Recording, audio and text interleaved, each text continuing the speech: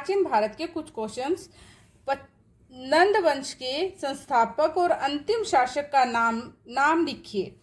तो नाम है, प्रथम संस्थापक जो शासक हैं वो हैं महापद्मनंद, और जो अंतिम शासक हैं वो हैं धनानंद। महापद्मनंद ने नंद वंश की स्थापना की, जो जैन धर्म के अनुयायी थे। संस्कृत व्याकरण अष्टाध्यायी के रचयिता पाणिनि इनके दरबार में थे। धनानंद सिकंदर का समकालीन शासक था। चंद्रगुप्त मौर्य ने 322 ईस्वी में चाणक्य की सहायता से धनानंद को हराकर मौर्य वंश की स्थापना की थी। अगला क्वेश्चन, सिकंदर ने भारत पर किस सन में आक्रमण किया? 326 ईस्वी पूर्व में। सिकंदर यूनान स्थित मैसिडोनिया का राजा था।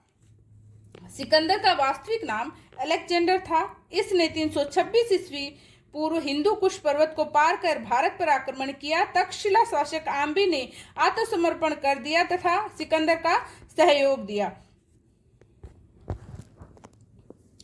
300। अगला क्वेश्चन, मौर्य वंश ने कब तक मगध पर शासन किया?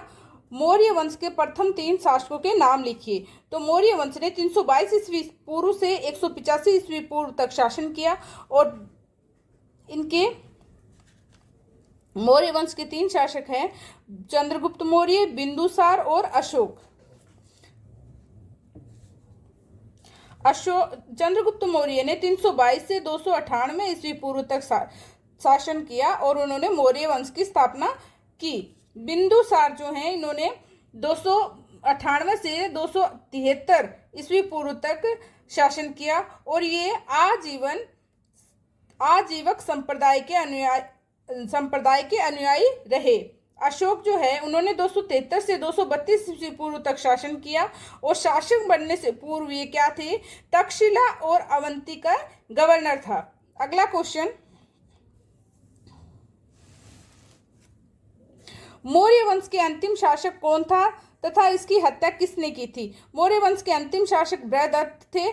185 ईस्वी पूर्व इसके ब्राह्मण सेनापति पुष्यमित्र शंगु ने इसकी हत्या कर दी और शंगु वंश की स्थापना की। इस संपूर्ण घटना की जानकारी बाणभट्ट के हर्षचरित्र में मिलती है। पुष्यमित्र शंगु ने स्वयं को राजा घोषित नहीं किया बल्कि सेनापति की पदवी धारण की। कालांतर में शंगु ने दूसरी राजधानी बनाई, वो थी विदिशा। अगला क्वेश्चन है, सेलुकस निकेटर ने किस सन में भारत पर आक्रमण किया था? सेलुकस निकेटर का ही एक सेनापति था।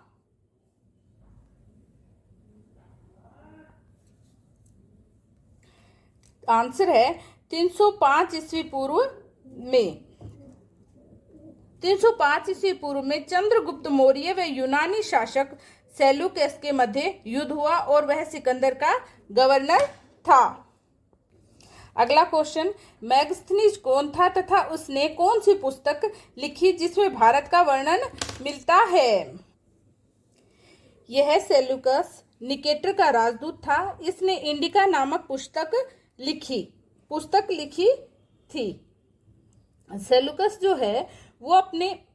सेलुकस ने अपने राजदूत मैग्नेस्थीज को चंद्रगुप्त मौर्य के दरबार में भेजा और उसकी पुस्तक इंडिका मौर्यकालीन इतिहास को जानने के लिए महत्वपूर्ण स्रोत है। अगला क्वेश्चन है, गुप्त काल में कब से कब तक चला पांचों प्रमुख गुप्त शासकों के नाम लिखिए। गुप्त काल 319 से 467 ईस्वी तक चला और 5 गुप्त शासक थे। चंद्रगुप्त प्रथम, समुद्रगुप्त, चंद्रगुप्त विक्रमादित्य, चंद्रगुप्त, कुमारगुप्त और स्कंदगुप्त।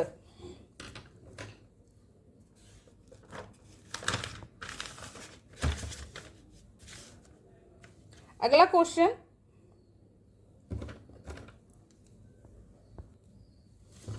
पर्याप्त प्रस्तुति के रचयिता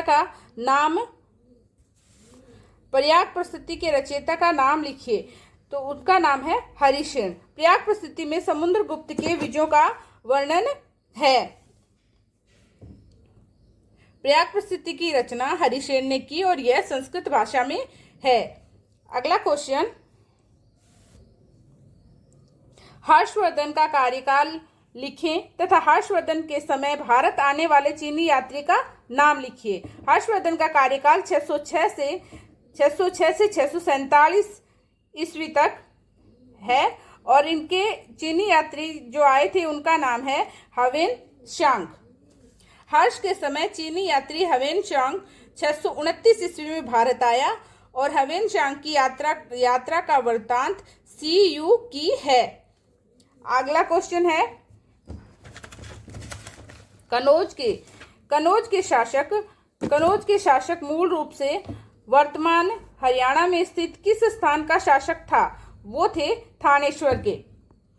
हर्ष पुष्यभूति वंश का शासक था और जिसकी राजधानी थानेश्वर थी।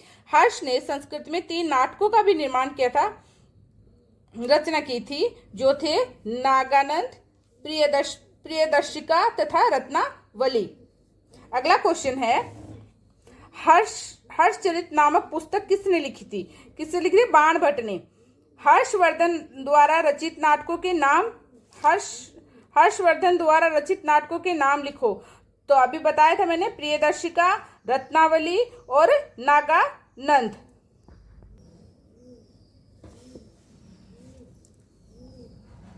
अगला क्वेश्चन है, अमरकोश का संकलन किसकी सभा व किसके द्वारा किया गया?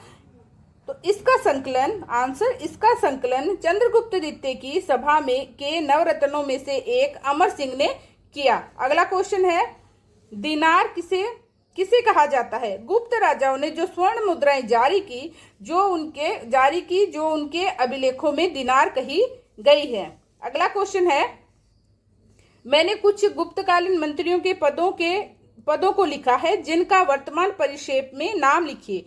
तो पहला है महासंधि विग्राहक, तो आंसर है युद्ध एवं शांति का मंत्री। दूसरा है महादंड नायक, तो आजकल बोलते हैं उसको न्यायाधीश।